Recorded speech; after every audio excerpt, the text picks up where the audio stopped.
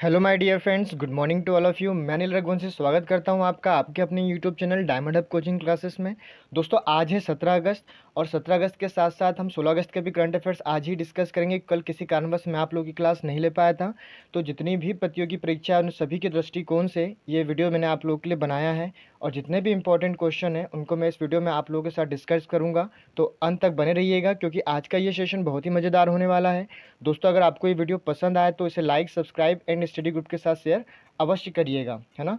और इसकी PDF file आप इसके डिस्क्रिप्शन बॉक्स से प्राप्त कर सकते हैं। तो आइए बिना टाइम वेस्ट किए शुरुआत करते हैं आज के सेशन की, आज के विचार के साथ। और आज का विचार है, जिस मेहनत से तू आज भाग रहा है वही कल तुझे सफलता दिलाएगी। झोंक दे खुद को इस आग में, यही आग तुझे हीरा बनाएगी, है ना। तो दोस्तों, कैसा लगा आपको ये विचार कमेंट बॉक्स में टाइप करके अवश्य बताइएगा। चलिए शुरू करते हैं आज का सेशन। और हमारा आज का क्वेश्चन है, हाल ही में किस देश ने 290 किलोमीटर रेंज की सतह से सतह पर मार करने वाली बैलिस्टिक मिसाइल गजनवी का परीक्षण किया है ना। तो इसका सही उत्तर है पाकिस्तान, है ना। सॉरी, पाकिस्तान। हाल ही में पाकिस्तान ने 290 किलोमीटर रेंज की सतह से सतह पर मार करने वाली बैलिस्टिक मिसाइल गजनवी का सफल परीक्षण किया है। अब यहाँ कुछ टर्म समझ लेते हैं, जैसे बैलिस्टिक मिसाइल, है ना। तो अब ये बैलिस्टिक मिसाइल क्या होती है? तो ऐसी मिसाइल जो ऊर्ध्वाधर अपने टारगेट को क्या करती है, भेदती है। और साथ ही साथ याद रखना है कि ये सतह से सतह ही अपने लक्ष्य को भेद सकती है ना। ऐसी सारी मिसाइल को हम बैलिस्टिक मिसाइल कहेंगे। अच्छा, भारत में इसका एक एग्जाम्पल बता सकते हैं आप? भारत में एक एग्जाम्पल है इसका, पृथ्वी। पृथ्वी क्या है? एक बैलिस्टिक मिसाइल है। एक टर्म और आता है सेमी बैलिस्टिक मिसाइल। तो ये सरफेस टू एयर, है ना। सरफेस टू एयर क्या करती है? निशाने को भेद देती है। भारत में अगर हम सेमी बैलिस्टिक मिसाइल की बात करें तो भारत में आकाश, है ना, एक सेमी बैलिस्टिक मिसाइल है। अब पाकिस्तान की बात करें तो ये रहा मैप में पाकिस्तान, है ना। ये रहा साहब पाकिस्तान, ठीक है। पाकिस्तान जो कि भारत का एक पड़ोसी देश है, भारत के पश्चिम में स्थित है। राजधानी की बात करें तो इस्लामाबाद। मुद्रा पाकिस्तानी रुपया है। यहाँ के प्रधानमंत्री इमरान खान और यहाँ के जो प्रेसिडेंट है वो आरिफ अलवी साहब हैं, है ना। भारत पाकिस्तान को विभाजित करने वाली रेखा रेड क्लिफ रेखा है। पाकिस्तान को फाइनेंशियल एक्शन टास्क फोर्स की लिस्ट में भी बरकरार रखा है, ये भी आपको याद रखना है। अच्छा, सिंधु जल समझौता, ये भारत और पाकिस्तान से संबंधित है। पाकिस्तानी शहर जेकोबाबाद, है ना। याद रखिएगा, जेकोबाबाद में दुनिया का सबसे ज़्यादा तापमान, है ना, लगभग 50 डिग्री से ज़्यादा अभी हाल ही में दर्ज किया गया था। पाकिस्तान की पहली मुख्य न्यायाधीश बनने जा रही है, क्या आप नाम बता सकते हैं? इनका नाम है आयशा मलिक। ये भी एक इंपॉर्टेंट क्वेश्चन है जो आपको याद रखना है। चलिए चलते हैं नेक्स्ट क्वेश्चन पे। और हमारा नेक्स्ट क्वेश्चन है, हाल ही में केंद्रीय कैबिनेट ने गृह सचिव अजय कुमार भल्ला का कार्यकाल कितने वर्ष के लिए बढ़ा दिया है? तो इसका सही उत्तर है 1 वर्ष, है ना। हाल ही में केंद्रीय गृह सचिव अजय कुमार भल्ला का कार्यकाल 1 वर्ष के लिए बढ़ा दिया गया है। असम मेघालय कैडर के 1984 बैच के आईएएस अधिकारी अजय कुमार भल्ला अगस्त 2019 में गृह सचिव के रूप में नियुक्त किए गए थे, ठीक है। चलिए चलते हैं हमारे नेक्स्ट क्वेश्चन पे। और हमारा नेक्स्ट क्वेश्चन है, भारत सरकार के द्वारा देश को किस वर्ष तक सिंगल यूज प्लास्टिक फ्री बनाने का लक्ष्य रखा है? तो इसका सही उत्तर है साहब 2022, है ना। अब ये सिंगल यूज़ प्लास्टिक से आप क्या समझते हैं? तो ऐसे प्लास्टिक जिनका एक बार यूज़ हो जाने पर दोबारा हम इसका यूज़ नहीं कर सकते, ऐसे सारे प्लास्टिक सिंगल यूज़ प्लास्टिक के अंतर्गत आते हैं। सिंगल यूज़ प्लास्टिक पर 1 जुलाई 2022 से प्रतिबंध लगा दिया जाएगा, ये फैक्ट भी आपको याद रखना है। पर्यावरण मंत्रालय ने प्लास्टिक कूड़ा प्रबंधन के संशोधित नियम की अधिसूचना जारी कर दी है। इन नियमों के तहत अब 30 सितंबर 2021 से 50 माइक्रोन की प्लास्टिक पूरी तरह से बंद कर दी जाएगी। इसकी जगह अब 120 माइक्रोन मोटाई वाले प्लास्टिक बैग का इस्तेमाल हो सकेगा, है ना। अच्छा, हाल ही में पर्यावरण मंत्रालय द्वारा जारी अधिसूचना में कहा गया है कि 1 जुलाई 2022 से पॉलीस्टाइनिन और एक्सपेंडेड पॉलीस्टाइनिन सहित सिंगल यूज़ वाले प्लास्टिक के उत्पादन, आयात, स्टॉकिंग, वितरण, बिक्री और उपयोग पर पूर्णतः प्रतिबंध रहेगा। अब यहाँ आए जो ऑप्शंस है ये भी अपने आप में इम्पॉर्टेंट है, इन पर थोड़ी चर्चा कर लेते हैं। जैसे 2030 की यदि हम बात करें तो इंडियन रेलवे ने 2030 तक भारतीय रेलवे को कार्बन मुक्त करने का लक्ष्य रखा है ना। 2025 की यदि हम बात करें तो भारत ने 2025 तक टीबी मुक्त भारत का लक्ष्य रखा है। चलिए चलते हैं नेक्स्ट क्वेश्चन पे, और हमारा नेक्स्ट क्वेश्चन है हाल ही में भारत के 69वें ग्रैंड मास्टर कौन बने हैं? तो इसका सही उत्तर है हर्षित राजा, है ना। हाल ही में भारत के 69वें शतरंज ग्रैंड मास्टर पुणे के 20 वर्षीय हर्षित राजा बन गए हैं। अच्छा, ग्रैंड मास्टर का खिताब विश्व शतरंज संगठन फाइड, है ना, फाइड द्वारा शतरंज खिलाड़ियों को दिया जाने वाला एक खिताब है। हर्षित राजा से पहले 68वें शतरंज ग्रैंड मास्टर की बात कर लेते हैं। तो चेन्नई के 18 वर्षीय अर्जुन कल्याण भारत के 68वें शतरंज ग्रैंड मास्टर बने थे।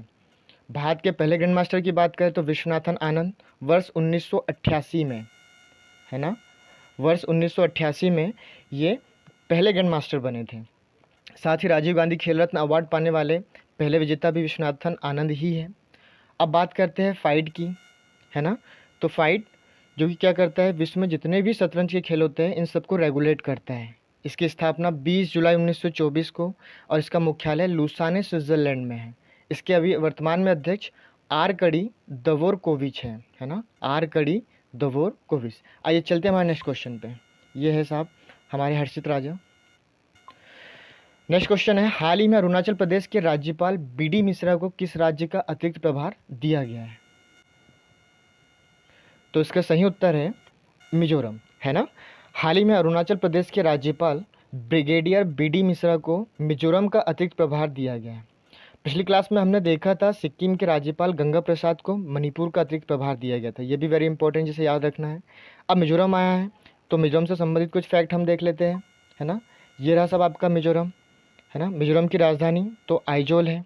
अच्छा, कर्क रेखा भारत के 8 राज्यों से गुजरती है, उसमें से ये एक है मिजोरम जहाँ से भारत की कर्क रेखा गुजरती है। वेरी इंपॉर्टेंट फैक्ट आपको याद रखना है ना। चलिए चलते हमारे नेक्स्ट क्वेश्चन पे, और हमारा नेक्स्ट क्वेश्चन है किस खिलाड़ी को जुलाई के महीने के आईसीसी मेंस प्लेयर के रूप में नामित किया है? तो इसका सही उत्तर है साकिब अल हसन, है ना। हाल ही में बांग्लादेश के ऑलराउंडर साकिब अल हसन को जुलाई के महीने के आईसीसी मेंस प्लेयर के रूप में नामित किया गया है। हाल ही में आईसीसी के द्वारा एक नया अवार्ड दिए जाने की घोषणा की गई थी जिसका नाम है प्लेयर ऑफ द मंथ, है ना, जो कि जनवरी 2021 से दिया जा रहा है। अब पहला खिताब किसे मिला है? तो भारत के प्लेयर है ऋषभ पंत, जिन्हें ये पहला अवार्ड मिला है। अच्छा, अब बात कर लेते हैं आईसीसी की। तो आईसीसी इंटरनेशनल क्रिकेट काउंसिल, है ना, जिसकी स्थापना 1909 में, इसका मुख्यालय दुबई में है जो कि संयुक्त अरब अमीरात में है। अच्छा, वर्तमान में इसके अध्यक्ष जो है वो कौन है? ग्रेग बार्कले, जो कहाँ से है? न्यूजीलैंड से है। ये भी आपको याद रखना है। ICC men's world cup 2023 Bharat host करेगा, ये भी आपको याद रखना है। चलिए चलते हैं हमारे नेक्स्ट क्वेश्चन पे। ये है साकिब अल हसन, है ना। हमारा नेक्स्ट क्वेश्चन है किस खिलाड़ी को जुलाई के महीने के आईसीसी महिला प्लेयर के रूप में नामित किया है? तो इसका सही आंसर है साहब स्टेफनी टेलर। ओके, ये है साहब स्टेफनी टेलर, है ना। हाल ही में वेस्ट इंडीज़ कप्तान स्टेफनी टेलर को जुलाई के महीने के आईसीसी महिला प्लेयर के रूप में नामित किया गया है। अब बात करें पहले किताब की, तो यह साउथ अफ्रीका की सबना इस्माइल को जाता है। चलिए चलते हमारे नेक्स्ट क्वेश्चन पे, और हमारा नेक्स्ट क्वेश्चन है हाल ही में भारत का पहला ड्रोन फॉरेंसिक अनुसंधान केंद्र कहाँ शुरू हुआ है? तो इसका सही उत्तर है केरल, है ना। अच्छा, हाल ही में केरल की पुलिस ने भारत के पहले ड्रोन फॉरेंसिक अनुसंधान केंद्र की शुरुआत केरल के तिरुवनंतपुरम से की है, जो कि 5 किलोमीटर के दायरे में उड़ने वाले सभी ड्रोन की पहचान कर लेगा, है ना, और इसे मार गिराने में भी ये सक्षम होगा। अच्छा, अब केरल आया है तो मैप में केरल को देख लेते हैं। ये रहा साहब आपका केरल, है ना। केरल जो कि भारत का एक दक्षिणी राज्य है जिसकी सीमा भारत के 2 राज्यों कौन कौन से, कर्नाटक और तमिलनाडु, है ना, से लगती है। अब यदि हम इसकी राजधानी की बात करें तो राजधानी तिरुवनंतपुरम है, मुख्यमंत्री पिनराई विजयन है, और इसके राज्यपाल कौन है? आरिफ मोहम्मद खान। अच्छा, कुछ करंट अफेयर्स के फैक्ट है जो आपको याद रखने हैं, जैसे कि सिल्वर लाइन प्रोजेक्ट का संबंध किससे है? तो केरल से है। सब्जियों के लिए एमएसपी अर्थात मैक्सिमम सेलिंग प्राइस निर्धारित करने वाला भारत का पहला राज्य केरल ही है। अच्छा, डिजिटल एजुकेशन वाला भारत का पहला राज्य अगर पूछे आपसे तो ये भी साहब केरल ही है ना। अच्छा, केरल के कोझिकोड में भारत के पहले इंडियन वुमेन ट्रेड सेंटर की शुरुआत की गई है, ये भी एक अपने आप में इम्पोर्टेंट है। साथ ही आपको याद रखना है केरल के अल्लापूझा में भारत का पहला मजदूर संग्रहालय स्थापित किया गया है। ठीक है, चलिए चलते हैं हमारे नेक्स्ट क्वेश्चन पे। और हमारा नेक्स्ट क्वेश्चन है, हाल ही में रामभद्रन अरवा मुदन का निधन हुआ है, वह कौन थे साहब? तो इसका सही उत्तर है वैज्ञानिक, है ना, रामभद्रन अरवा मुदन, जो कि एक प्रसिद्ध वैज्ञानिक थे जिनका भी हाल ही में निधन हो गया है। अच्छा, ऑब्जेक्टिव से एक ना एक क्वेश्चन पूछा जाता है, तो आप इसे अवश्य याद रखेंगे। चलिए चलते हैं हमारे नेक्स्ट क्वेश्चन पे। और हमारा नेक्स्ट क्वेश्चन है, हाल ही में accelerating India 7 years of Modi government नामक पुस्तक का विमोचन किसने किया है? तो इसका सही उत्तर है एम वेंकैया नायडू। ओके, अच्छा, इस बुक में बीते 7 वर्षों में मोदी गवर्नमेंट में जो भी चेंज हुए हैं, है ना, या जो ग्रोथ हुई है, उसके बारे में एक्सप्लेनेशन है। अच्छा, जिसका विमोचन अभी हाल ही में उपराष्ट्रपति एम वेंकैया नायडू ने किया है। तो चलिए चलते हैं हमारे नेक्स्ट क्वेश्चन पे। और हमारा नेक्स्ट क्वेश्चन है, हाल ही में किस देश में एंथ्रेक्स निमोनिया से एक मरीज के पीड़ित होने का पता चला है? तो इसका सही उत्तर है चीन। ओके, हाल ही में चीन के उत्तर में स्थित हेबई प्रांत में एंथ्रेक्स निमोनिया से एक मरीज के पीड़ित होने का मामला सामने आया है। यह व्यक्ति पूर्व में मवेशियों, भेड़ों और दूषित उत्पादकों के संपर्क में आया हुआ था। अच्छा, अब चीन आया है, तो चीन को मैप में देख लेते हैं। ये रहा सब आपका चीन, है ना, चीन, जो कि भारत के उत्तर में एशिया महाद्वीप में स्थित देश है, जिसकी राजधानी की हम बात करें तो बीजिंग है साहब। अच्छा, मुद्रा इसकी रेनमिंबी है। राष्ट्रपति की बात करें तो शी जिनपिंग है। अच्छा, इस रिलेटेड कुछ करंट के फैक्ट जो आपको याद रखने हैं, जैसे विदेशी मुद्रा भंडार की बात करें तो विदेशी मुद्रा भंडार के मामले में चीन पूरी दुनिया में टॉप पर है और भारत चौथे स्थान पर है। दुनिया में कार्बन का सबसे बड़ा उत्सर्जक देश ये चीन ही है, ये भी आपको याद रखना है। साथ ही आपको याद रखना है कि चीन ने 2060 तक देश को कार्बन मुक्त करने का लक्ष्य भी रखा है। चलिए चलते हमारे नेक्स्ट क्वेश्चन पे। और हमारा नेक्स्ट क्वेश्चन है, हाल ही में 3 ट्रिलियन का बाजार पूंजीकरण तक पहुंचने वाली चौथी आईटी कंपनी कौन बनी है ना? तो इसका सही उत्तर है एचसीएल, है ना। टीसीएस, इन्फोसिस और विप्रो के बाद यह उपलब्धि हासिल करने वाली एचसीएल चौथी भारतीय सूचना प्रौद्योगिकी फर्म बन गई है। एचसीएल की बात करें तो हिंदुस्तान कंप्यूटर लिमिटेड, स्थापना 11 अगस्त 1976, याद रखिएगा। अब मुख्यालय की बात करें तो नोएडा में है साहब, और इसके वर्तमान में सीईओ जो है वो है सी विजय कुमार। चलिए चलते हैं हमारे नेक्स्ट क्वेश्चन पे। हाल ही में पर्यावरण, वन और जलवायु परिवर्तन मंत्रालय के द्वारा कितने नए स्थलों को आर्द्रभूमि के रूप में मान्यता दी गई है? तो इसका सही उत्तर है 4, है ना। अच्छा, इसी के साथ भारत में अब रामसर स्थलों की संख्या 42 से बढ़कर 46 हो गई है।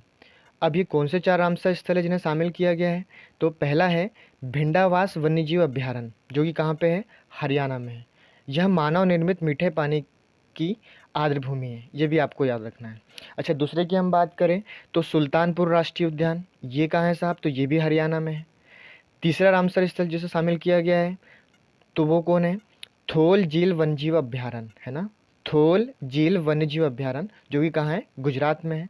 और चौथा है वाधवाना आर्द्रभूमि क्षेत्र, है ना, जो कि कहाँ है? गुजरात में है।